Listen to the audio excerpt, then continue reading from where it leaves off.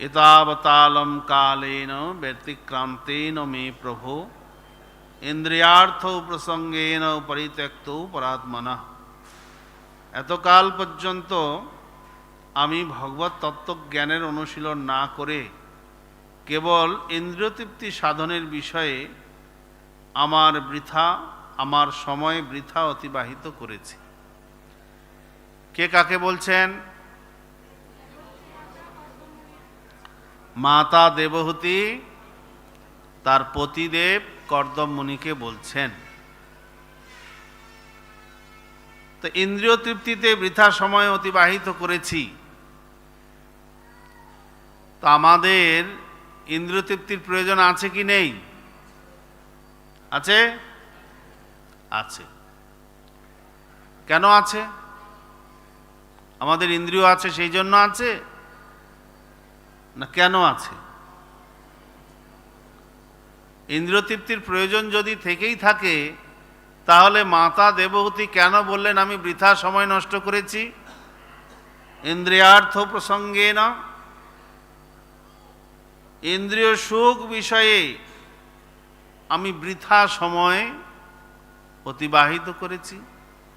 আপনারা বলছেন ইন্দ্রিয় তৃপ্তির প্রয়োজন আছে, মাতা দেবহূতি বলছেন আমি বৃথা, যতদিন ইন্দ্রিয় সুখ ভোগ করেছি সময়টা আমার বৃথা গেছে।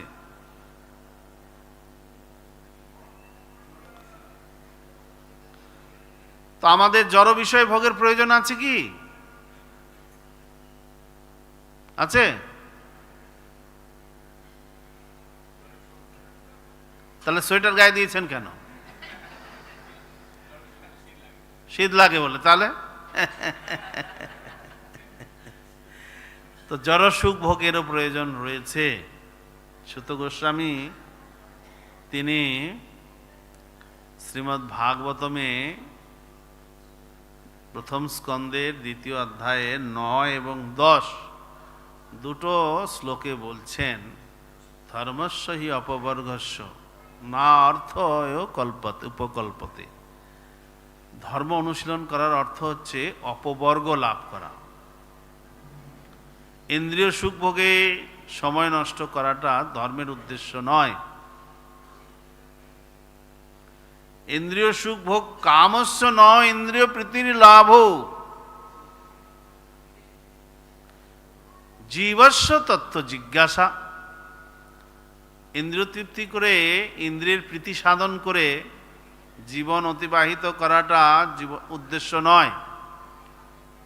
আপনি আজকে একটা সকালে পিৎজা খাবেন, কালকে উঠে আবার মনে হবে আরেকটা খাই, হবে কি না? হ্যাঁ, তাহলে তো ইন্দ্রিয়কে যতই দিন ইন্দ্রিয় তৃপ্তি হবে না, ইন্দ্রিয় প্রীত হবে না।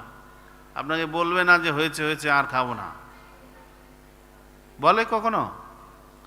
একদিন হয়তো বলে, পরের দিন আবার মনে হয় যেন আবার খাই। তো আমাদের যেহেতু জড় শরীর রয়েছি আমরা, তাই জড় শরীরের কিছু ভরণ পোষণের জন্য জাগতিক সুখের দরকার রয়েছে। তো যেটা সেই জন্য প্রভুপাদ এখানে বলছেন তাৎপর্যে যে আমাদের ইন্দ্রিয় তৃপ্তি সাধনের প্রয়োজনীয়তা রয়েছে নিয়ন্ত্রিত বিধিনিষেধের মাধ্যমে।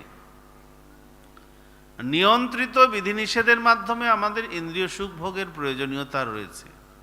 ইন্দ্রিয় সুখ ভোগের প্রয়োজনীয়তা আছে মানে এই নয় আমি যা ইচ্ছা তাই করব।